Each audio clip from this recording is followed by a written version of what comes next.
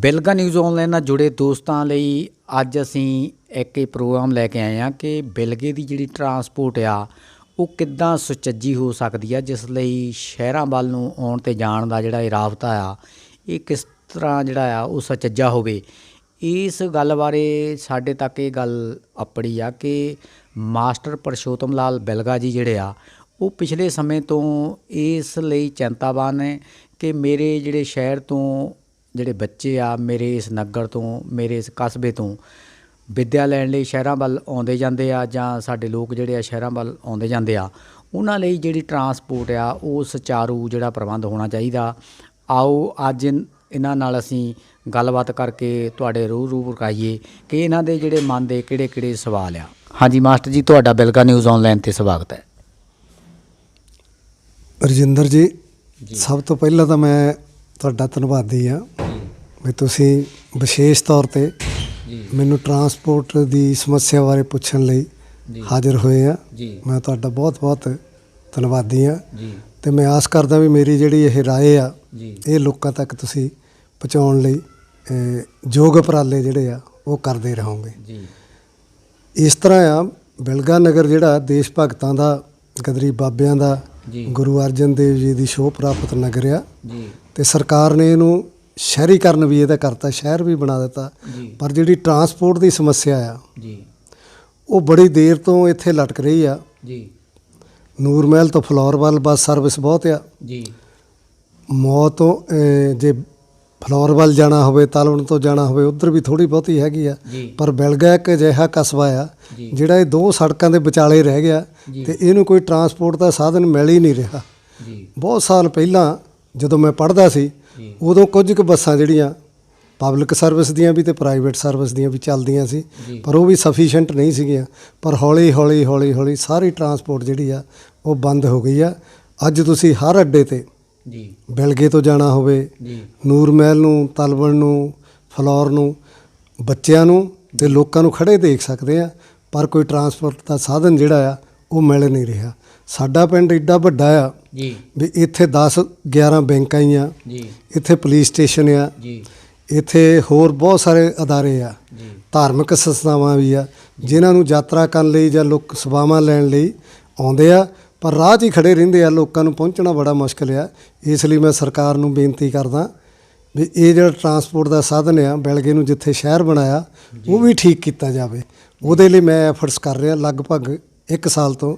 ਜਦੋਂ ਅਸੀਂ ਸ਼੍ਰੀ ਗੁਰੂ ਨਾਨਕ ਦੇਵ ਜੀ ਦਾ 550ਵਾਂ ਜਨਮ ਦਿਨ ਮਨਾਉਣਾ ਸੀ, ਲੋਕਾਂ ਵਿੱਚ ਬੜੀਆਂ ਖੁਸ਼ੀਆਂ ਸੀ, ਸਰਕਾਰ 'ਤੇ ਲੋਕਾਂ ਨੂੰ ਬੜਾ ਮਾਣ ਸੀ, ਕਿਉਂਕਿ ਕੁਝ ਥਾਵਾਂ ਤੋਂ ਸਰਵਿਸਿਜ਼ ਉਦੋਂ ਸਰਕਾਰ ਨੇ ਸਪੈਸ਼ਲੀ ਪ੍ਰੋਵਾਈਡ ਵੀ ਕਰੀਆਂ ਸੀ। ਅਸੀਂ ਵੀ ਉਦੋਂ ਉਹਨਾਂ ਤੋਂ ਮੰਗ ਕੀਤੀ ਸੀ ਸਰਕਾਰ ਪਾਸੋਂ ਵੀ ਸਾਨੂੰ ਵੀ ਸੁਲਤਾਨਪੁਰ ਪਹੁੰਚਣ ਲਈ ਕੋਈ ਸਰਵਿਸ ਹੀ ਪ੍ਰੋਵਾਈਡ ਕਰ ਦਿਓ। ਪਰ ਸਾਲ ਤੋਂ ਵੱਧ ਸਮਾਂ ਹੋ ਗਿਆ, ਅਜੇ ਤੱਕ ਇਹਦੇ ਵੱਲ ਸਰਕਾਰ ਦਾ ਧਿਆਨ ਨਹੀਂ ਗਿਆ।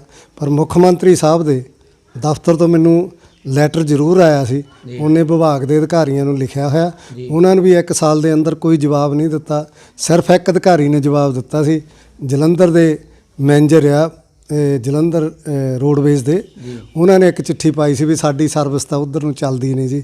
ਪਰ ਅਸੀਂ ਤਾਂ ਚਲਾਉਣ ਦੀ ਬੇਨਤੀ ਕਰਦੇ ਹਾਂ, ਕਿਤੇ ਇੰਨਾ ਕਹਿਣ ਨਾਲ ਥੋੜ੍ਹਾ ਸਰ ਜਾਣਾ ਵੀ ਸਾਡੀ ਤਾਂ ਸਰਵਿਸ ਜੀ ਬਿਲਗੇ ਵੱਲ ਨੂੰ ਚੱਲਦੀ ਨਹੀਂ, ਇਸ ਕਰਕੇ ਸਾਡਾ ਕੋਈ ਦਖਲ ਹੀ ਨਹੀਂ। ਮੇਰੀ ਬੇਨਤੀ ਇਹ ਆ ਸਰਕਾਰ ਪਾਸ, ਅਧਿਕਾਰੀਆਂ ਪਾਸ, ਵੀ ਜਿਹੜੀ ਟਰਾਂਸਪੋਰਟ ਸੇਵਾ ਬਿਲਗੇ ਨੂੰ ਪ੍ਰੋਵਾਈਡ ਕੀਤੀ ਜਾਊਗੀ ਉਹ ਇੱਕ ਸ਼ਹਿਰ ਨੂੰ ਸੇਵਾ ਹੋਏਗੀ, ਕਿਉਂਕਿ ਇਹ ਬਹੁਤ ਵੱਡਾ ਕਸਬਾ ਆ, ਆਲੇ ਦੁਆਲੇ ਵੱਡੀ ਪਾਪੂਲੇਸ਼ਨ ਆ ਲੱਖਾਂ 'ਚ, ਜਿਹੜੀ ਇਸ ਪਿੰਡ ਨੂੰ ਸ਼ਹਿਰ ਮੰਨ ਚੁੱਕੀ ਆ। ਪਰ ਉਹਨੂੰ ਆਉਣਾ ਜਾਣਾ ਬੜਾ ਮੁਸ਼ਕਿਲ ਆ ਅਤੇ ਸੇਵਾਵਾਂ ਇੱਥੇ ਸਾਰੀਆਂ ਉਪਲਬਧ ਆ। ਇੱਥੇ ਐਜੂਕੇਸ਼ਨ ਦੇ ਬੜੇ ਵੱਡੇ ਅਦਾਰੇ ਆ, ਇੱਥੇ ਹੈਲਥ ਦੇ ਵੱਡੇ ਅਦਾਰੇ ਆ, ਇੱਥੇ ਬੈਂਕਾਂ ਆ, ਇੱਥੇ ਹੋਰ ਵੀ ਪੁਲਿਸ ਸਟੇਸ਼ਨ ਆ, ਪਟਵਾਰਖਾਨਾ ਆ। ਇੱਥੇ ਜਿਹੜੇ ਪਿੰਡਾਂ ਦੇ ਲੋਕ ਆਉਂਦੇ ਉਹਨਾਂ ਨੂੰ ਆਉਣਾ ਜਾਣਾ ਮੁਸ਼ਕਿਲ ਆ। ਇੰਨਾ ਹੀ ਨਹੀਂ ਵੀ ਉਹਨਾਂ ਨੂੰ ਆਉਣਾ ਜਾਣਾ ਔਖਾ, ਸਾਡੇ ਪਿੰਡ ਵਾਲਿਆਂ ਨੂੰ ਵੀ ਜਾਣਾ ਆਉਣਾ ਬੜਾ ਔਖਾ। ਅਸੀਂ ਜਾਂਦੇ ਦਿੱਲੀ ਨੂੰ, ਅਸੀਂ ਜਾਂਦੇ ਅੰਮ੍ਰਿਤਸਰ ਨੂੰ, ਅਸੀਂ ਜਾਂਦੇ ਚੰਡੀਗੜ੍ਹ ਨੂੰ, ਅਤੇ ਸਾਨੂੰ ਮੋਹਾਲੀ ਤੋਂ ਜਾ ਕੇ ਬੱਸ ਫੜਨੀ ਪੈਂਦੀ ਆ ਅਤੇ ਮੋਹਾਲੀ ਉਤਰ ਕੇ ਫਿਰ ਸਾਨੂੰ ਵਾਪਸ ਆਉਣਾ ਪੈਂਦਾ। ਮੋਹਾਲੀ ਦਾ ਜਿਹੜਾ ਖਰਚਾ ਆ ਨਾ ਉਹ ਵੀ ਐਕਸਟਰਾ ਹੀ ਬਿਲਗੇ ਵਾਲਿਆਂ ਨੂੰ ਪੈ ਜਾਂਦਾ। 10 ਰੁਪਈਏ 2-3 ਕਿਲੋਮੀਟਰ ਦਾ ਫਾਸਲਾ 10 ਰੁਪਈਏ ਦੇਣੇ ਪੈਂਦੇ ਆ ਅਤੇ ਬੜੀ ਮੁਸ਼ਕਿਲ ਆ। ਇਹ ਮੁਸ਼ਕਿਲਾਂ ਜਿਹੜੀਆਂ ਹੱਲ ਕੀਤੀਆਂ ਜਾਣੀਆਂ ਚਾਹੀਦੀਆਂ। ਸਟੂਡੈਂਟਸ ਵੱਡੀ ਗਿਣਤੀ ਵਿੱਚ ਜਾਂਦੇ ਆ, ਜਲੰਧਰ ਅਤੇ ਲੁਧਿਆਣੇ ਤੱਕ ਜਾਂਦੇ ਆ। ਇੰਡਸਟਰੀਅਲ ਵਰਕਰ ਜਿਹੜੇ ਆ ਲੇਬਰ ਕਰਨ ਲਈ ਲੁਧਿਆਣੇ ਜਾਂਦੇ, ਕਿਉਂਕਿ ਸਾਨੂੰ ਜਲੰਧਰ ਨਾਲੋਂ ਲੁਧਿਆਣਾ ਜਿਹੜਾ ਉਹ ਬਹੁਤ ਨੇੜੇ ਪੈਂਦਾ। ਇਸ ਕਰਕੇ ਅਸੀਂ ਚਾਹੁੰਦੇ ਆ ਵੀ ਲੁਧਿਆਣੇ ਨੂੰ ਵੀ ਬੱਸ ਸਰਵਿਸ ਚਾਹੀਦੀ ਆ ਤੇ ਜਲੰਧਰ ਨੂੰ ਵੀ ਚਾਹੀਦੀ ਆ।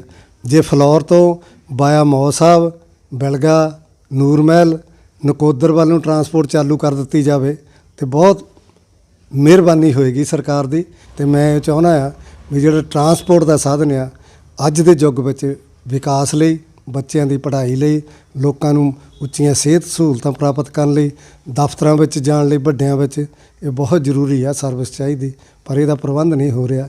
ਮੈਂ ਬੇਨਤੀ ਕਰਦਾ ਹੋਰ ਸੱਜਣਾਂ ਨੂੰ ਵੀ, ਨਗਰ ਨਿਵਾਸੀਆਂ ਨੂੰ, ਇਲਾਕਾ ਨਿਵਾਸੀਆਂ ਨੂੰ, ਪੰਚਾਂ ਸਰਪੰਚਾਂ ਨੂੰ, ਰਾਜਨੀਤਿਕ ਆਗੂਆਂ ਨੂੰ ਵੀ ਉਹ ਵੀ ਇਹਦੇ 'ਚ ਸਹਿਯੋਗ ਕਰਨ।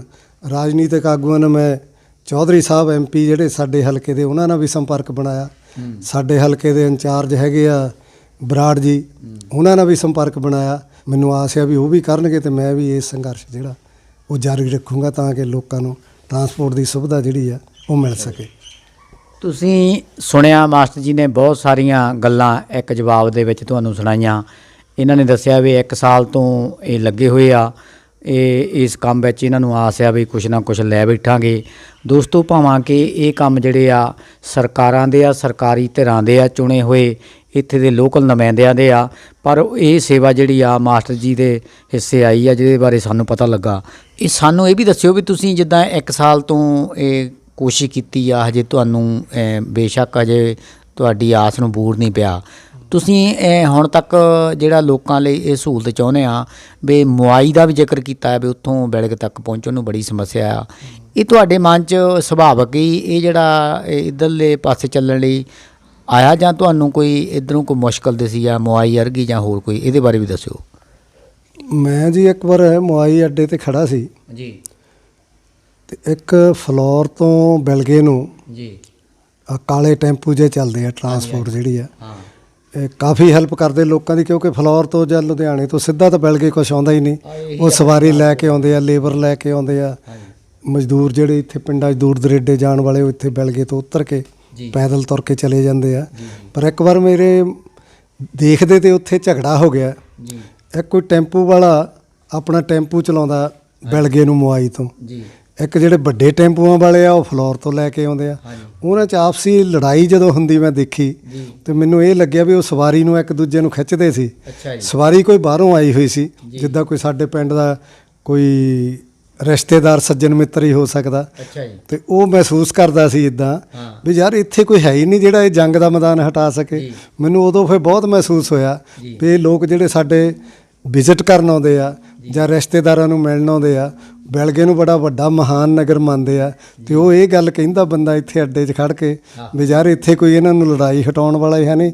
ਫਿਰ ਮੈਂ ਪੁਲਿਸ ਅਧਿਕਾਰੀਆਂ ਨਾਲ ਵੀ ਮੁਲਾਕਾਤ ਕੀਤੀ ਬਿਲਗਾ ਵਿਖੇ।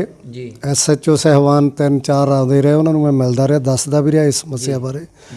ਉਹਨਾਂ ਨੇ ਵੀ ਥੋੜ੍ਹੀ ਬਹੁਤੀ ਹੈਲਪ ਕੀਤੀ ਉੱਦਾਂ, ਪਰ ਉਹ ਲੜਾਈ ਅਜੇ ਖਤਮ ਵੀ ਨਹੀਂ ਹੋਈ ਤੇ ਵਧੀ ਨਹੀਂ ਉੱਦਾਂ। ਥੋੜ੍ਹਾ ਲੋਕ ਉਹ ਸਮਝਣ ਲੱਗ ਪਏ। ਮੈਂ ਕਿਹਾ ਵੀ ਤੁਸੀਂ ਯਾਰ ਜਿਹੜੇ ਬਾਹਰੋਂ ਆਉਂਦੇ ਲੋਕ ਉਹਨਾਂ ਦੇ ਸਾਹਮਣੇ ਲੜਾਈ ਨਾ ਕਰੋ, ਤੇ ਇਹ ਲੜਾਈ ਨਹੀਂ ਬਣਦੀ, ਕਿਉਂਕਿ ਸਾਡੀ ਵੀ ਮਜਬੂਰੀ ਆ। ਫਲੋਰ ਤੋਂ ਬਿਲਗੇ ਤੱਕ ਜੇ ਉਹ ਟੈਂਪੂ ਚੱਲਦੇ ਆ ਤਾਂ ਚੰਗੀ ਗੱਲ ਹੈ, ਲੋਕਾਂ ਨੂੰ ਸੇਵਾ ਤਾਂ ਦਿੰਦੇ ਹੀ ਆ ਨਾ। ਤੇ ਜਿਹੜਾ ਮੁਆਈ ਤੋਂ ਇੱਥੇ ਤੱਕ ਚੱਲਦਾ ਉਹਦੀ ਕਪੈਸਿਟੀ ਇੰਨੀ ਕਿ ਇਸ ਕਰਕੇ ਉਹਨੂੰ ਉੱਥੋਂ ਚੱਲਣ ਦੇਣਾ ਚਾਹੀਦਾ, ਉੱਥੋਂ ਚੱਲੀ ਜਾਣ। ਉਂਝ ਮੈਂ ਜਿਹੜਾ ਸਟਾਫ ਆ DTO ਦਾ ਜਾਂ DTO ਅਧਿਕਾਰੀ ਜਿਹੜਾ ਸੈਕਟਰੀ ਆ ਵੱਡਾ, ਉਸ ਅਧਿਕਾਰੀ ਨੂੰ ਵੀ ਮਿਲ ਕੇ ਮੈਂ ਇਸ ਸਮੱਸਿਆ ਬਾਰੇ ਵਿਚਾਰ ਜਲੰਧਰ ਦਫ਼ਤਰ ਉਹਨਾਂ ਨਾਲ 2 ਵਾਰੀ ਕੀਤਾ ਸੀ, ਪਰ ਉਹ ਵੀ ਕੋਈ ਹੱਲ ਨਹੀਂ ਕੱਢ ਸਕੇ ਪ੍ਰੋਪਰ। ਉਹਨਾਂ ਨੇ ਉੱਦਾਂ ਚਿੱਠੀ ਮੈਨੂੰ ਦੇ ਦਿੱਤੀ ਇੱਕ ਵਾਰੀ ਵੀ ਉਹ ਜਿਹੜੇ ਟੈਂਪੂ ਆ ਜੀ ਉਹ ਤਾਂ ਸਾਡੇ ਰੂਟ 'ਤੇ ਹੈ ਹੀ ਨਹੀਂ ਕਿਤੇ ਵੀ, ਪਰ ਉਹ ਉੱਦਾਂ ਹੀ ਚੱਲਦੇ ਆ। ਮੈਂ ਕਿਹਾ ਜੀ ਉਹਨਾਂ ਦੀ ਜਗ੍ਹਾ ਕੋਈ ਬੱਸ ਹੀ ਪਵਾ ਦਿਓ, ਮਿੰਨੀ ਬੱਸ ਪਾ ਦਿਓ। ਸਗੋਂ ਉਹਨਾਂ ਨੇ ਮੈਨੂੰ ਕਿਹਾ ਵੀ ਤੁਸੀਂ ਫਿਰ ਉਹਨਾਂ ਨੂੰ ਲਿਆਓ ਜੀ ਮਨਾ ਕੇ, ਇੱਥੇ ਰੂਟ ਲਈ ਉਹ ਅਪਲਾਈ ਕਰ ਦੇਣ, ਹੋ ਸਕਦਾ ਅਸੀਂ ਇੱਥੇ ਸਲਾਹ ਸਲੂਹ ਕਰਕੇ ਉਹਨਾਂ ਨੂੰ ਕੋਈ ਮਿੰਨੀ ਬੱਸ ਰੂਟ ਹੀ ਦੇ ਦਈਏ ਫਲੋਰ ਤੋਂ ਬਿਲਗਾ ਦਾ। ਵੈਸੇ ਕੋਈ ਸਾਧਨ ਨਹੀਂ ਹੈ, ਕਿਉਂਕਿ ਫਲੋਰ ਸਾਡੀ ਤਹਿਸੀਲ ਆ, ਹਰ ਰੋਜ਼ ਲੋਕ ਦਫ਼ਤਰ 'ਚ ਕੰਮਾਂ ਕਾਰਾਂ ਲਈ ਜਾਂਦੇ ਆ, ਪਰ ਉਹਨਾਂ ਕੋਲ ਕੋਈ ਸਾਧਨ ਨਹੀਂ ਹੈ ਜਾਣ ਲਈ। ਰਾਹ 'ਚ ਹੀ ਖੜ੍ਹੇ ਹੁੰਦੇ, ਕੋਈ ਬਿਲਗੇ ਅੱਡੇ 'ਤੇ ਖੜ੍ਹਾ ਹੁੰਦਾ, ਕੋਈ ਮੁਆਈ ਖੜ੍ਹਾ ਹੁੰਦਾ, ਕੋਈ ਤੁਰਿਆ ਜਾਂਦਾ ਹੁੰਦਾ, ਕੋਈ ਤੁਰਿਆ ਆਉਂਦਾ ਹੁੰਦਾ। ਇਸ ਕਰਕੇ ਟਰਾਂਸਪੋਰਟ ਦੀ ਹਾਲਤ, ਸਾਡੇ ਅਧਿਆਪਕ ਉੱਥੇ ਸੀਨੀਅਰ ਸੈਕੰਡਰੀ ਸਕੂਲ ਆ ਫਾਟਕ ਦੇ ਲਾਗੇ, ਮੈਡਮਾਂ ਜਾਂ ਕੋਈ ਮੇਲ ਅਧਿਆਪਕ ਵੀ ਆਉਂਦੇ ਆ, ਉਹ ਆ ਕੇ ਉੱਥੇ ਮੁਆਈ ਅੱਡੇ 'ਤੇ ਖੜ੍ਹ ਜਾਂਦੇ, ਬੱਸ ਸਟਾਪ ਲੱਗ ਜਾਂਦਾ। ਫਿਰ ਉਹਨਾਂ ਨੂੰ ਟਾਈਮ 'ਤੇ ਪਹੁੰਚਣ 'ਚ ਮੁਸ਼ਕਲ ਆਉਂਦੀ ਆ, ਲੋਕ ਇਤਰਾਜ਼ ਕਰਦੇ ਆ। ਇੱਦਾਂ ਹੀ ਹੌਸਪੀਟਲ ਦਾ ਸਟਾਫ ਆਉਂਦਾ ਆ, ਉਹ ਵੀ ਲੇਟ ਹੋ ਜਾਂਦਾ, ਉੱਥੇ ਖੜ੍ਹਾ ਰਹਿੰਦਾ। ਇੱਦਾਂ ਹੀ ਬਿਲਗਾ ਜਨਰਲ ਹਸਪੀਟਲ ਦਾ ਸਟਾਫ ਆਉਂਦਾ, ਉਹ ਵੀ ਉੱਥੇ ਖੜਾ ਰਹਿੰਦਾ, ਬੈਂਕਾਂ ਦਾ ਸਟਾਫ ਉਹ ਵੀ ਉੱਥੇ ਖੜਾ ਰਹਿੰਦਾ। ਸਾਨੂੰ ਫਿਰ ਲੋਕ ਉਹ ਜ਼ਰੂਰ ਅੰਪਲਾਈ ਹੋਣ ਦੇ ਨਾਤੇ ਲਾਂਭਾ ਜ਼ਰੂਰ ਦਿੰਦੇ ਆ ਵੀ ਮਾਸਟਰ ਜੀ ਕਿੱਦਾਂ ਦਾ ਪਿੰਡ ਹੈ ਜਿਹੜਾ ਸਾਨੂੰ, ਅਸੀਂ ਘਰੋਂ ਤਾਂ ਟਾਈਮ 'ਤੇ ਆ ਗਏ, ਇੱਥੇ ਘਰ ਤੁਹਾਡੇ ਇੱਥੇ ਪਹੁੰਚਣ ਤੱਕ ਬੜੀ ਮੁਸ਼ਕਲ ਆਉਂਦੀ ਆ। ਮੈਂ ਫਿਰ ਸਰਕਾਰ ਨੂੰ ਬੇਨਤੀ ਕਰਦਾ ਵੀ ਬਿਲਗਾ ਨਗਰ ਨੂੰ ਲੁਧਿਆਣਾ ਜ਼ਿਲ੍ਹੇ ਨਾਲ ਅਤੇ ਜਲੰਧਰ ਜ਼ਿਲ੍ਹੇ ਨਾਲ ਜੋੜਨ ਲਈ ਜ਼ਰੂਰ ਉਪਰਾਲੇ ਕਰਨੇ ਚਾਹੀਦੇ। ਸਾਡੇ ਸਾਰੇ ਮਸਲੇ ਜਿਹੜੇ ਆ ਟਰਾਂਸਪੋਰਟ ਦੇ ਨਾਲ, ਬਹੁਤ ਸਾਰੇ ਮਸਲੇ ਜਿਹੜੇ ਉਹ ਹੱਲ ਹੋ ਸਕਦੇ ਆ। ਜਿਸ ਤਰ੍ਹਾਂ ਤੁਸੀਂ ਦੱਸਿਆ ਵੀ ਤੁਸੀਂ ਉੱਥੇ ਸਾਹਮਣੇ ਆਪਣੇ ਝਗੜਾ ਹੁੰਦਾ ਦੇਖਿਆ, ਉਸ ਤੋਂ ਬਾਅਦ ਤੁਹਾਡੇ ਮਨ 'ਚ ਚੇਤਨਾ ਆਈ ਵੀ ਕੁਛ ਕਰਨਾ ਚਾਹੀਦਾ ਆ। ਤੁਸੀਂ ਇਹਦੇ ਲਈ ਜਿੰਨੀ ਤੁਹਾਡੇ ਮਨ 'ਚ ਦਰਦ ਹੈ ਇਸ ਮਸਲੇ ਨੂੰ ਹੱਲ ਕਰਨ ਲਈ, ਤੁਸੀਂ ਆਪਣੇ ਜਿਹੜੇ ਨਗਰ ਪੰਚਾਇਤ ਹੈ ਚੁਣੀ ਹੋਈ, ਇਹਨਾਂ ਦੇ ਨਾਲ ਵੀ ਨੁਮਾਇੰਦਿਆਂ ਨਾਲ ਗੱਲ ਕਰਨ ਦਾ ਤੁਹਾਨੂੰ ਮੌਕਾ ਮਿਲਿਆ ਕਦੇ? ਮੈਂ ਜੀ ਜਦੋਂ ਐਪਲੀਕੇਸ਼ਨ ਲਿਖੀ ਆ ਨਾ ਜੀ ਚੀਫ ਮਿਨਿਸਟਰ ਸਾਹਿਬ ਨੂੰ ਟਰਾਂਸਪੋਰਟ ਦੀ ਸਮੱਸਿਆ ਬਾਰੇ, ਮੈਂ ਸਭ ਤੋਂ ਪਹਿਲਾਂ ਉਹ ਕਾਪੀ ਉਹਨਾਂ ਤੋਂ ਹੀ ਸਾਈਨ ਕਰਾਈ ਆ। ਪ੍ਰੈਜ਼ੀਡੈਂਟ ਜਿਹੜੀ ਨਗਰ ਪੰਚਾਇਤ ਆ ਬੀਬੀ ਅਮਰਜੀਤ ਕੌਰ, ਅਤੇ ਉਹਨਾਂ ਨੂੰ ਹੀ ਉਹਦੀ ਇੱਕ ਕਾਪੀ ਦਿੱਤੀ ਆ। ਅੱਛਾ ਜੀ। ਅਤੇ ਇੱਕ ਕਾਪੀ ਮੈਂ ਉੱਥੇ ਵੀ ਈਓ ਸਾਹਿਬ ਨੂੰ ਵੀ ਦਫ਼ਤਰ ਵਿੱਚ ਦੇ ਕੇ ਆਇਆ ਸੀ ਵੀ ਤੁਸੀਂ ਵੀ ਇਹਦੇ 'ਤੇ ਭਾਈ ਵਿਚਾਰ ਕਰੋ। ਅਤੇ ਜਿਹੜੇ ਸਾਡੇ ਕੌਂਸਲਰ ਮੈਂਬਰ ਆ ਸਤਿਕਾਰਯੋਗ, ਉਹਨਾਂ ਨੂੰ ਵੀ ਮੈਂ ਮਿਲ ਕੇ ਵੀ ਕਿਹਾ ਸੀ ਵੀ ਭਾਈ ਤੁਸੀਂ ਆਪਣੀ ਮੀਟਿੰਗ 'ਚ ਕੋਈ ਮਤਾ ਰੱਖ ਕੇ ਪਾਸ ਕਰਕੇ ਸਰਕਾਰ ਨੂੰ ਭੇਜੋ। ਪਰ ਇਹਦੇ ਬਾਰੇ ਮੈਨੂੰ ਕੋਈ ਜਾਣਕਾਰੀ ਨਹੀਂ ਵੀ ਉਹਨਾਂ ਨੇ ਭੇਜਿਆ ਕਿ ਨਹੀਂ ਭੇਜਿਆ। ਪਰ ਸਰਕਾਰ ਨੂੰ ਮੇਰੀਆਂ ਚਿੱਠੀਆਂ ਜਿਹੜੀਆਂ ਭੇਜੀਆਂ ਹੋਈਆਂ ਉਹ ਮਿਲ ਚੁੱਕੀਆਂ ਆ। ਉਹਨਾਂ 'ਤੇ ਉੱਚ ਅਧਿਕਾਰੀਆਂ ਨੂੰ ਚੀਫ ਮਿਨਿਸਟਰ ਆਫਿਸ ਵੱਲੋਂ ਲਿਖਿਆ ਵੀ ਗਿਆ ਆ, ਪਰ ਅਜੇ ਤੇ ਕੋਈ ਕਾਰਵਾਈ ਨਜ਼ਰ ਨਹੀਂ ਆ ਰਹੀ। ਅੱਛਾ, ਇਹਦੇ ਬਾਰੇ ਦੱਸਿਓ ਵੀ ਜਿੱਦਾਂ ਹੁਣ ਤੁਸੀਂ ਤਾਂ ਇਹਨਾਂ ਨੂੰ ਚੁਣੇ ਹੋਏ ਜਿਹੜੇ ਸਾਡੇ ਇਹ ਨੁਮਾਇੰਦੇ ਆ, ਇਹਨਾਂ ਤੱਕ ਪਹੁੰਚ ਕੀਤੀ ਆ, ਇਹ ਚਿੱਠੀ ਪੱਤਰ ਵੀ ਇਹਨਾਂ ਨੂੰ ਪਤਾ ਲੱਗ ਗਿਆ ਵੀ ਤੁਸੀਂ ਉਹਨਾਂ ਤੋਂ ਮੰਨ ਲਓ ਕਹਿਣ ਦਾ ਵੀ ਸਾਈਨ ਕਰਾਏ ਆ, ਇਹਨੀ ਮੁੜ ਕੇ ਤੁਹਾਨੂੰ ਕਦੀ ਪੁੱਛਿਆ ਜਾਂ ਤੁਹਾਡੀ ਕਦੀ ਮਦਦ ਕਰਨ ਲਈ ਤੁਹਾਡੇ ਤੱਕ ਪਹੁੰਚ ਕੀਤੀ ਕਦੀ? ਨਹੀਂ ਜੀ, ਕਦੀ ਨਹੀਂ ਕਿਸੇ ਨੇ ਮੈਨੂੰ ਪੁੱਛਿਆ ਵੀ ਨਹੀਂ ਵੀ ਕਿੱਥੇ ਕੁ ਤੱਕ ਗੱਲ ਪਹੁੰਚੀ ਆ।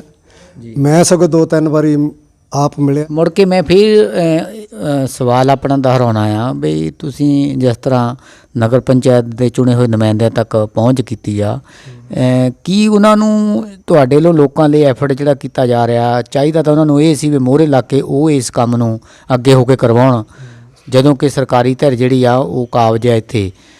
ਤੁਹਾਨੂੰ ਕਿੱਦਾਂ ਲੱਗਦਾ ਵੀ ਇਹ ਅਜਿਹੇ ਜਿਹੜੇ ਲੋਕ ਪੱਖੀ ਕੰਮ ਆ, ਲੋਕ ਸਹੂਲਤਾਂ ਵਾਲੇ ਕੰਮ ਆ, ਇਹ ਕਿਉਂ ਲੋਕ ਜਿਹੜਾ ਇਸ ਕੰਮ 'ਚ ਤੁਹਾਡੀ ਮਦਦ ਨਹੀਂ ਕੀਤੀ ਜਾਂ ਮੋਹਰੇ ਹੋ ਕੇ ਕਰਨ ਦੀ ਕੋਸ਼ਿਸ਼ ਕੀਤੀ, ਇਹ ਕੀ ਕਾਰਨ ਹੋ ਸਕਦਾ?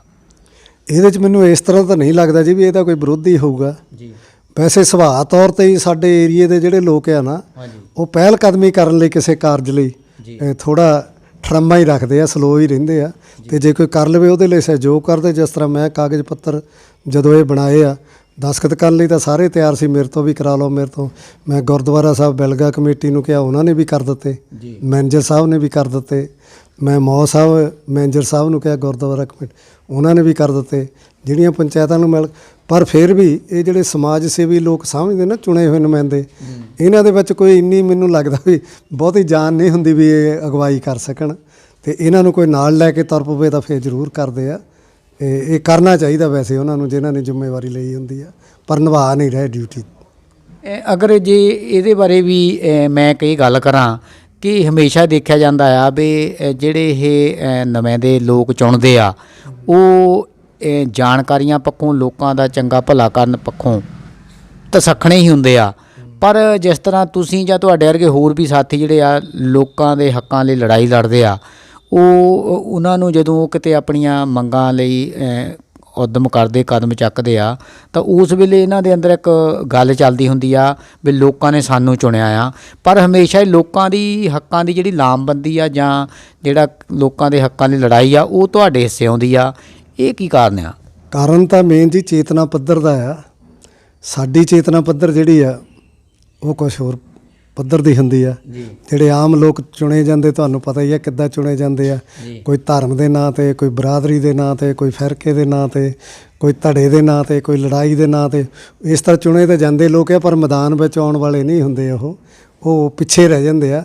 ਉਹਨਾਂ ਨੂੰ ਵੈਸੇ ਚਾਹੀਦਾ ਵੀ ਉਹ ਵੀ ਟ੍ਰੇਨਿੰਗ ਲੈਣ ਵੀ ਤਾਂ ਕਿ ਇਹ ਸਮਾਜ ਦਾ ਭਲਾ ਹੋ ਸਕੇ।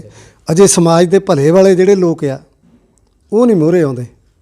ਠੀਕ ਹੈ, ਸਹੀ ਗੱਲ ਹੈ ਤੁਹਾਡੀ। ਹੁਣ ਜਿੱਦਾਂ ਮੈਂ ਹੀ ਤੁਹਾਨੂੰ, ਚਲੋ ਹੋਊ ਤਾਂ ਇਹ ਗੱਲ ਨੈਗੇਟਿਵ ਵੀ ਲੱਗ ਸਕਦੀ ਆ ਕਿਸੇ ਨੂੰ, ਵੀ ਜਦੋਂ ਕਮੇਟੀ ਦੀ ਚੋਣ ਹੋਈ ਆ ਉਦੋਂ ਮੈਂ ਵੀ ਪ੍ਰਤੀਨਿਧ ਹੋ ਹੀ ਸਕਦਾ ਸੀ ਇੱਥੇ ਦਾ। ਬਿਲਕੁਲ, ਹਾਂ। ਅਤੇ ਮੈਨੂੰ ਕਿਸੇ ਬੰਦੇ ਨੇ ਘਰ ਆ ਕੇ ਪੁੱਛਿਆ ਵੀ ਮਾਸਟਰ ਜੀ ਕਿੱਦਾਂ ਤੁਸੀਂ ਚੋਣ ਲੜਨੀ ਆ ਜੀ? ਮੈਂ ਕਿਹਾ ਵੀ ਜੇ ਲੋੜ ਪਈ ਜਾਂ ਸਮਾਂ ਆਇਆ ਤਾਂ ਲੜ ਹੀ ਲਵਾਂਗੇ ਕਮੇਟੀ ਦੀ ਚੋਣ। ਜੀ ਤੇ ਉਹਨਾਂ ਨੇ ਐਸਾ ਜਾਲ ਬੁਣਿਆ ਜਾ ਕੇ ਜੀ ਵੀ ਮਾਸਟਰ ਪੁਰਸ਼ੋਤਮ ਲਈ ਇੱਦਾਂ ਪ੍ਰਬੰਧ ਕਰ ਦਿਓ ਵੀ ਇਹ ਖੜਾ ਹੀ ਨਾ ਹੋ ਸਕੇ। ਉਹਨਾਂ ਨੇ ਸਾਡੀ ਸੀਟ ਹੀ ਲੈ ਲਈ, ਰਿਜ਼ਰਵ ਕਰਾਤੀ। ਠੀਕ ਹੈ ਜੀ। ਤੇ ਮਗਰੋਂ ਮੈਨੂੰ ਕਹੀ ਜਾਣ ਤੁਸੀਂ ਉੱਥੋਂ ਖੜ ਲਓ, ਉੱਥੋਂ ਖੜ ਲਓ। ਉਹਦਾ ਤਾਂ ਕੋਈ ਅਰਥ ਹੀ ਨਹੀਂ ਬਣਦਾ। ਜਿਸ ਏਰੀਏ 'ਚ ਮੈਂ ਰਹਿਣਾ ਜੀ ਉੱਦਾਂ ਤਾਂ ਸਾਰਾ ਨਗਰ ਹੀ ਮੈਨੂੰ ਵੋਟ ਤਾਂ ਪਾ ਸਕਦਾ, ਪਰ ਮੈਂ ਚਾਹੁੰਦਾ ਸੀ ਵੀ ਸਾਰੇ ਨਗਰ ਦਾ ਪ੍ਰਬੰਧ ਜੇ ਠੀਕ ਕਰਨਾ ਹੋਵੇ ਤੇ ਮੇਰੇ ਵਰਗੇ ਇਹ ਹੋਊਗੀ ਤਾਂ ਲੱਗਦਾ ਉੱਦਾਂ ਹੀ ਵੀ ਮੈਂ ਮੂੰਹ ਮੀਆਂ ਮਿੱਠੂ ਬਣ ਰਿਹਾ ਵੀ ਮੇਰੇ ਵਰਗੇ ਪ੍ਰਤੀਨਿਧ ਜੇ ਚੁਣੇ ਜਾਣ ਜਾਂ ਮੈਨੂੰ ਜਿਹੜੇ ਸਾਥੀ ਚੰਗੇ ਲੱਗਦੇ ਪਿੰਡ 'ਚ ਕੰਮ ਕਰਨ ਵਾਲੇ, ਮੈਨੂੰ ਪਤਾ ਜੇ ਉਹ ਚੁਣੇ ਜਾਣ ਤਾਂ ਉਹ ਠੀਕ ਹੋ ਸਕਦਾ। ਪਰ ਫਿਰ ਜਦੋਂ ਹਨੇਰ ਪੈਂਦਾ ਚੋਣਾਂ ਦਾ ਉਦੋਂ ਕੁਝ ਪਤਾ ਨਹੀਂ ਲੱਗਦਾ। ਉਹ ਪੈਸੇ ਦੇ ਨਾਂ 'ਤੇ, ਸ਼ਰਾਬ ਦੇ ਨਾਂ 'ਤੇ ਜਾਂ ਹੋਰ ਕਈ ਗੱਲਾਂ ਦੇ ਨਾਂ 'ਤੇ ਇਹ ਲੁੱਟ ਪੈ ਜਾਂਦੀ ਵੋਟਾਂ ਦੀ। ਤੇ ਜਿਹੜੇ ਪ੍ਰਤੀਨਿਧ ਚੁਣੇ ਜਾਣ ਵਾਲੇ ਹੁੰਦੇ ਆ ਉਹ ਇਲੈਕਸ਼ਨ ਲੜਨ ਤੋਂ ਵੀ ਵਾਂਝੇ ਰਹਿ ਜਾਂਦੇ ਆ। ਸਹੀ ਗੱਲ ਹੈ ਤੁਹਾਡੀ। ਸਾਡੇ ਸਰੋਤਿਆਂ ਨੂੰ ਇਹਦੇ ਬਾਰੇ ਖੁੱਲ੍ਹ ਕੇ ਦੱਸਿਓ ਹੋਰ ਵੀ ਇਹ ਜਿਹੜਾ ਤੁਹਾਡੇ ਮਨ 'ਚ ਇਹ ਟਰਾਂਸਪੋਰਟ ਨੂੰ ਲੈ ਕੇ ਆਇਆ, ਇਹ ਚੇਤਨਾ ਲਈ, ਭਾਵੇਂ ਤੁਹਾਨੂੰ ਮੁਆਈ ਦੇ ਸਪੋਰਟ 'ਤੇ ਉਹ ਗੱਲ ਚੰਗੀ ਨਹੀਂ ਲੱਗੀ, ਉਹ ਤੋਂ ਅੱਗੇ ਵੀ ਹੋਰ ਕੋਈ ਉਦੇਸ਼ ਹੈਗਾ ਆ ਇਸ ਟਰਾਂਸਪੋਰਟ ਨੂੰ ਜਿਹੜਾ ਵੱਧ ਤੋਂ ਵੱਧ ਜਿਹੜਾ ਤੁਸੀਂ ਚਾਹੁੰਦੇ ਆ ਵੀ ਇੱਥੇ ਟਰਾਂਸਪੋਰਟ ਲੋਕਾਂ ਨੂੰ ਮਿਲੇ? ਦੇਖੋ ਜੀ, ਮੈਂ ਇਹ ਸਮਝਦਾ ਵੀ ਐਜੂਕੇਸ਼ਨ ਜੀ ਤੇ ਸਿਹਤ ਸੇਵਾਵਾਂ ਜਿਹੜੀਆਂ ਜੀ ਇਹ ਡਿਵੈਲਪਮੈਂਟ ਦਾ ਬੇਸ ਬਣ ਸਕਦੀਆਂ ਜੀ। ਤੇ ਐਜੂਕੇਸ਼ਨ, ਹਾਇਰ ਐਜੂਕੇਸ਼ਨ ਪ੍ਰਾਪਤ ਕਰਨ ਲਈ ਬਾਹਰ ਜਾਣਾ ਜ਼ਰੂਰੀ ਆ ਜੀ। ਇਸੇ ਤਰ੍ਹਾਂ ਹੀ ਸਿਹਤ ਸੇਵਾਵਾਂ ਜੇ ਚੰਗੀਆਂ ਪ੍ਰਾਪਤ ਕਰਨੀਆਂ ਤਾਂ ਬਾਹਰ ਜਾਣਾ ਜ਼ਰੂਰੀ ਆ। ਤੇ ਸਾਰੇ ਲੋਕਾਂ ਕੋਲ ਟਰਾਂਸਪੋਰਟ ਦੇ ਸਾਧਨ ਤਾਂ ਹੈ ਨਹੀਂ ਗੇ। ਜੀ। ਲੋਕ ਘਰ ਪੈ ਕੇ ਕਈ ਵਾਰੀ ਮਰ ਜਾਂਦੇ ਆ। ਜੀ। ਇਸ ਕਰਕੇ ਜੇ ਟਰਾਂਸਪੋਰਟ ਦੇ ਸਾਧਨ ਪ੍ਰੋਵਾਈਡ ਕਰ ਦਿੱਤੇ ਜਾਣ ਜੀ ਤੇ ਲੋਕ ਉਹਨਾਂ ਦਾ ਲਾਹਾ ਲੈ ਕੇ ਆਪਣੀ ਐਜੂਕੇਸ਼ਨ ਵਧੀਆ ਬਣਾ ਸਕਦੇ ਆ, ਆਪਣੀ ਸਿਹਤ ਸੇਵਾਵਾਂ ਪ੍ਰਾਪਤ ਕਰਕੇ ਸਿਹਤ ਵਧੀਆ ਬਣਾ ਸਕਦੇ ਆ। ਤੇ ਸਾਡਾ ਜਿਹੜਾ ਸਮਾਜ ਆ ਉਹ ਹੋਰ ਹੈਲਦੀ ਹੋ ਸਕਦਾ, ਜਿਹਦੇ ਨਾਲ ਵਿਕਾਸ ਦਾ ਚੱਕਾ ਦੇਸ਼ ਦਾ, ਰਾਜ ਦਾ, ਪੰਜਾਬ ਦਾ, ਪਿੰਡਾਂ ਦਾ ਹੋਰ ਵਧੀਆ ਚੱਲ ਸਕਦਾ। ਇਸ ਕਰਕੇ ਸਿਹਤ ਸੇਵਾਵਾਂ ਪ੍ਰਾਪਤ ਕਰਨ ਲਈ, ਐਜੂਕੇਸ਼ਨ ਪ੍ਰਾਪਤ ਕਰਨ ਲਈ ਅੱਜ ਦੇ ਯੁੱਗ ਵਿੱਚ ਜਿਹੜੀ ਪਬਲਿਕ ਟਰਾਂਸਪੋਰਟ ਸਰਵਿਸ ਆ ਉਹ ਬਹੁਤ ਜ਼ਰੂਰੀ ਆ। ਇੱਕ ਹੋਰ ਦੱਸਿਓ ਵੀ ਜੇ ਨਾ ਮੁਆਈ ਜਿਹੜਾ ਤੁਸੀਂ ਜ਼ਿਕਰ ਕੀਤਾ, ਲੋਕ ਖੜੇ ਹੀ ਰਹਿ ਜਾਂਦੇ ਆ। ਪਟਵਾਰੀ ਰਘਬੀਰ ਸਿੰਘ ਨੇ ਵੀ ਜ਼ਿਕਰ ਕੀਤਾ ਸੀ ਵੀ ਅੱਗੇ ਸਾਨੂੰ ਜਾਣਾ ਜਿਹੜਾ ਆ ਗੁਰਾਇਆ ਚਾਹੇ ਫਲੌਰ ਚਾਹੇ ਜਲੰਧਰ ਜਾਂ ਨੂਰਮਹਿਲ ਸੌਖਾ ਆ, ਬਿਲਗੇ ਤੋਂ ਮੁਆਈ ਜਿਹੜਾ ਆ ਜਾਣਾ ਜਾਂ ਮੁਆਈ ਤੋਂ ਬਿਲਗੇ ਆਉਣਾ ਔਖਾ ਆ। ਇਹਦੇ ਲਈ ਲੋਕਾਂ ਨੂੰ ਆਪਣੇ ਆਪ 'ਤੇ ਵੀ ਕੋਈ ਇੱਦਾਂ ਦਾ ਨਿੱਜੀ ਤੌਰ 'ਤੇ ਛੋਟੇ ਸਾਧਨ ਲਾਉਣੇ ਚਾਹੀਦੇ ਆ ਜਿਹੜੇ ਜਿਹਦੇ ਨਾਲ ਇਹ ਸਾਡੀ ਸਮੱਸਿਆ ਦੂਰ ਹੋ ਜਾਵੇ। ਬਿਲਕੁਲ ਜੀ, ਜੇ ਮੁਆਈ ਤੋਂ ਬਿਲਗਾ ਵੀ ਸਾਧਨ ਠੀਕ ਹੋ ਜਾਣ, ਛੋਟੇ ਸਾਧਨ ਲੱਗ ਜਾਣ ਜਿਹੜੇ ਇੰਨੇ ਕਵਰ ਕਰੀ ਜਾਣ, ਆਈ ਜਾਣ ਜਾਈ ਜਾਣ, ਤੇ ਇਹਦੇ ਨਾਲ ਮਸਲੇ ਹੱਲ ਹੋ ਸਕਦੇ ਆ। ਪਰ ਉੱਥੇ ਲੜਾਈ ਝਗੜਾ ਹੋਣ ਦਾ ਡਰ ਰਹਿੰਦਾ ਸਦਾ। ਇਸ ਕਰਕੇ ਕਈ ਲੋਕਾਂ ਨੇ ਲੈ ਵੀ ਆ ਛੋਟੇ ਸਾਧਨ, ਪਰ ਉਹ ਲੜਾਈ ਦਾ ਕਰਕੇ ਉੱਥੇ ਚੱਲ ਨਹੀਂ ਸਕੇ, ਕਿਉਂਕਿ ਸਾਰੇ ਲੋਕ ਲੜ ਥੋੜ੍ਹੋ ਸਕਦੇ ਆ। ਉਹ ਆਪਣਾ ਵੇਚ ਕੇ ਪਰੇ ਹੋ ਗਏ, ਗੱਲ ਫਿਰ ਉੱਥੇ ਦੀ ਉੱਥੇ ਹੀ ਆ। ਵੈਸੇ ਜੇ ਲੋਕਲ ਸਾਧਨ ਮੁਆਈ ਤੋਂ ਬਿਲਗਾ ਤੱਕ ਵੀ ਕੰਪਲੀਟ ਹੋ ਜਾਣ ਫਿਰ ਤਾਂ 64 ਬੱਸਾਂ ਜਾਂਦੀਆਂ ਉੱਥੋਂ। ਅਸੀਂ ਫਲੌਰ ਨੂੰ ਵੀ ਜਾ ਸਕਦੇ, ਲੁਧਿਆਣੇ ਵੀ ਜਾ ਸਕਦੇ, ਨੂਰਮਹਿਲ ਵੀ। ਪਰ ਲੋਕ ਬਿਲਗਾ ਤੇ ਮੌ ਸਾਹਿਬ ਦੇਖਣਾ ਚਾਹੁੰਦੇ ਆ ਜਿੱਥੇ ਗੁਰੂ ਅਰਜਨ ਦੇਵ ਜੀ ਆਏ ਆ। ਤੇ ਲੋਕਾਂ ਨੂੰ ਇਹ ਨਹੀਂ ਪਤਾ ਵੀ ਮੁਆਈ ਤੋਂ ਬਿਲਗਾ ਸਰਵਿਸ ਚੱਲਦੀ ਕਿ ਨਹੀਂ ਚੱਲਦੀ। ਜਿਹੜੇ ਬਾਹਰੋਂ ਆਉਂਦੇ ਆ ਉਹਨਾਂ ਨੂੰ ਤਾਂ ਇਸ ਤਰ੍ਹਾਂ ਦਾ ਰੂਟ ਚਾਹੀਦਾ ਵੀ ਜਿਹੜਾ ਲੁਧਿਆਣੇ ਤੋਂ ਸਿੱਧਾ ਮੌ ਸਾਹਿਬ ਆਵੇ, ਮੌ ਸਾਹਿਬ ਤੋਂ ਬਿਲਗਾ ਆਵੇ, ਬਿਲਗਾ ਤੋਂ ਨੂਰਮਹਿਲ ਜਾਵੇ। ਤੇ ਫਲੌਰ, ਮੌ ਸਾਹਿਬ, ਬਿਲਗਾ ਤੇ ਨੂਰਮਹਿਲ ਇਹ ਚਾਰੇ ਜਿਹੜੇ ਸ਼ਹਿਰ ਆ ਜੁੜਨੇ ਚਾਹੀਦੇ। ਇਹਨਾਂ ਦੀ ਟਰਾਂਸਪੋਰਟ ਦਾ ਸਾਧਨ ਇੰਟਰ ਕਨੈਕਸ਼ਨ ਹੀ ਹੋ ਜਾਵੇ ਨਾ, ਤੇ ਤਾਂ ਵੀ ਮਸਲਾ ਹੱਲ ਹੋ ਸਕਦਾ। ਕਿਉਂਕਿ ਲੋਕ ਯਾਤਰੀ ਬੜੇ ਦੂਰੋਂ ਦੂਰੋਂ ਆਉਂਦੇ ਆ, ਵਿਦੇਸ਼ਾਂ ਤੋਂ ਆਉਂਦੇ ਆ, ਪਰ ਸਾਧਨ ਕੋਈ ਹੈ ਹੀ ਨਹੀਂ, ਤੁਰ ਕੇ ਹੀ ਆਉਂਦੇ। ਮੈਂ ਤਾਂ ਆਪ ਕਈ ਵਾਰੀ ਤੁਰ ਕੇ ਆਇਆ। ਦਿੱਲੀ ਤੋਂ ਇੱਕ ਬੱਸ ਆਉਂਦੀ ਆ ਤੜਕੇ ਨੂੰ, ਕਪੂਰਥਲਾ ਜਾਂਦੀ ਆ। ਉਹ 3:30 ਪੌਣੇ 4 ਮੁਆਈ ਉਤਾਰ ਦਿੰਦੀ ਆ, ਤੇ ਨਾ ਕੋਈ ਮੈਨੂੰ ਲੈਣ ਆਉਣ ਵਾਲਾ ਹੁੰਦਾ ਤੇ ਉਸ ਵੇਲੇ ਤੜਕੇ ਕਿਹੜਾ ਆਜੂ ਲੈਣ, ਮੈਂ ਫਿਰ ਤੁਰਿਆ ਹੀ ਆਉਣਾ ਹੁੰਦਾ। ਤੇ ਉਹੀ ਬੱਸ ਜੇ ਤੜਕਾ ਹੀ ਆ, ਜੇ ਬਾਇਆ ਬਿਲਗਾ ਕਰ ਦਿੱਤੀ ਜਾਵੇ ਤਾਂ ਉੱਥੋਂ ਤਾਂ ਕੋਈ ਸਵਾਰੀ ਵੀ ਮਿਲ ਸਕਦੀ ਉਹਨਾਂ ਨੂੰ। ਤੇ ਲੋਕ ਜਿਹੜੇ ਉਤਰਨ ਵਾਲੇ ਆ ਉਹ ਇੱਥੇ ਉਤਰ ਵੀ ਸਕਦੇ ਆ, ਗੁਰਦੁਆਰੇ ਜਾਣ ਵਾਲੇ ਵੀ ਜਾ ਸਕਦੇ ਆ। ਤੇ ਮੁਆਈ ਉਤਰ ਕੇ ਜੰਗਲ 'ਚ ਉੱਥੇ ਕਿਹੜਾ ਤੜਕੇ 4 ਵਜੇ ਉਤਰ ਕੇ ਤੁਰਿਆ ਫਿਰੂ ਆਲਾ ਦੁਆਲਾ ਦੇਖਦਾ। ਇਸ ਕਰਕੇ ਜੇ ਲੋਕਲ ਸਾਧਨ ਦਾ ਉੱਥੇ ਹੋ ਜਾਵੇ, ਸਾਧਨ ਵੀ ਨਹੀਂ ਉੱਥੇ ਦੇ ਤੜਕੇ, ਕਿਉਂਕਿ ਅੱਡਾ ਬੜਾ ਬਾਹਰ ਆ। ਸਹੀ ਗੱਲ। ਵਿਸ਼ਵਾਸ ਨਹੀਂ ਹੈਗਾ ਲੋਕਾਂ ਨੂੰ ਵੀ ਚੋਰ ਵੀ ਕਿੱਧਰੋਂ। ਮੈਂ ਤਾਂ ਆਪ ਉੱਥੇ ਇੱਕ ਵਾਰੀ ਲੁੱਟ ਹੋ ਚੁੱਕਾ। ਅੱਛਾ ਜੀ। 9:30 9:30 ਦੇ ਸ਼ਾਮ ਨੂੰ ਫਲੌਰ ਤੋਂ ਆਉਂਦੇ ਹੋਏ ਚੋਰਾਂ ਨੇ ਮੇਰੇ ਕੋਲ 8000 ਰੁਪਈਆ ਖੋਹ ਲਿਆ ਸੀ। ਦੱਸੋ ਜੀ। ਹਥਿਆਰ ਦਿਖਾ ਕੇ। ਦੋਸਤੋ, ਤੁਸੀਂ ਅੱਜ ਮਾਸਟਰ ਜੀ ਤੋਂ ਬਹੁਤ ਵਡਮੁੱਲੀਆਂ ਇਹ ਗੱਲਾਂ ਸੁਣੀਆਂ ਕਿ ਬਿਲਗੇ ਦੀ ਜਿਹੜੀ ਟਰਾਂਸਪੋਰਟ ਆ ਉਹਦੀ ਕਮੀ ਹੋਣ ਕਰਕੇ ਸਾਡੇ ਬਿਲਗੇ ਦਾ ਅਸਲ ਵਿਕਾਸ ਜਿਹੜਾ ਆ ਉਹ ਵਿੱਦਿਆ ਚਾਹੇ ਸਿਹਤ ਸਹੂਲਤਾਂ ਆ ਉਹ ਪਛੜ ਗਈਆਂ। ਅਗਰ ਮਾਸਟਰ ਜੀ ਵਰਗੇ ਹੋਰ ਵੀ ਲੋਕ ਜਿਹੜੇ ਉੱਦਮੀ ਆ ਇਹ ਅੱਗੇ ਆਉਣ ਤਾਂ ਬਿਲਗੇ ਤੋਂ ਮੁਆਈ ਤੱਕ ਵੀ ਜਿਹੜਾ ਆ ਜਾਣ ਆਉਣ ਟਰਾਂਸਪੋਰਟ ਦਾ ਪ੍ਰਬੰਧ ਹੋ ਜਾਵੇ ਤਾਂ ਅਗਲੀ ਸਰਕਾਰੀ ਜਿਹੜੀ ਇਹ ਕਹਿੰਦੇ 64 ਰੂਟ ਆ ਜਿਹੜੇ ਉਹਨਾਂ ਦਾ ਫਾਇਦਾ ਹੋ ਸਕਦਾ ਆ। ਮਾਸਟਰ ਜੀ, ਤੁਸੀਂ ਸਾਡੇ ਸਰੋਤਿਆਂ ਨੂੰ ਬਹੁਤ ਵਡਮੁੱਲੀਆਂ ਜੇ ਜਾਣਕਾਰੀਆਂ ਦਿੱਤੀਆਂ ਬਿਲਗੇ ਦੀ ਟਰਾਂਸਪੋਰਟ ਬਾਰੇ। ਅਸੀਂ ਤੁਹਾਡਾ ਬਹੁਤ ਬਹੁਤ ਧੰਨਵਾਦ ਕਰਦੇ ਹਾਂ। ਧੰਨਵਾਦ ਜੀ, ਤੁਹਾਡਾ ਵੀ ਬਹੁਤ ਬਹੁਤ ਧੰਨਵਾਦ। ਤੁਸੀਂ ਜਿਹੜੀ ਲੋਕਾਂ ਤੱਕ ਮੇਰੀ ਆਵਾਜ਼ ਪਹੁੰਚਾਉਣੀ ਆ ਉਹਦੇ ਲਈ ਬਹੁਤ ਬਹੁਤ ਧੰਨਵਾਦ। ਠੀਕ ਹੈ ਜੀ। ਤੁਸੀਂ ਦੇਖ ਰਹੇ ਸੀ ਬਿਲਗਾ ਨਿਊਜ਼ ਆਨਲਾਈਨ ਚੈਨਲ। ਸਾਡੇ ਇਸ ਚੈਨਲ ਨੂੰ ਵੱਧ ਤੋਂ ਵੱਧ ਸਬਸਕ੍ਰਾਈਬ ਕਰੋ ਤਾਂ ਕਿ ਸਾਡੀਆਂ ਵੀਡੀਓਜ਼ ਦਾ ਨੋਟੀਫਿਕੇਸ਼ਨ ਤੁਹਾਡੇ ਤੱਕ ਲਗਾਤਾਰ ਪਹੁੰਚਦਾ ਰਹੇ। ਧੰਨਵਾਦ।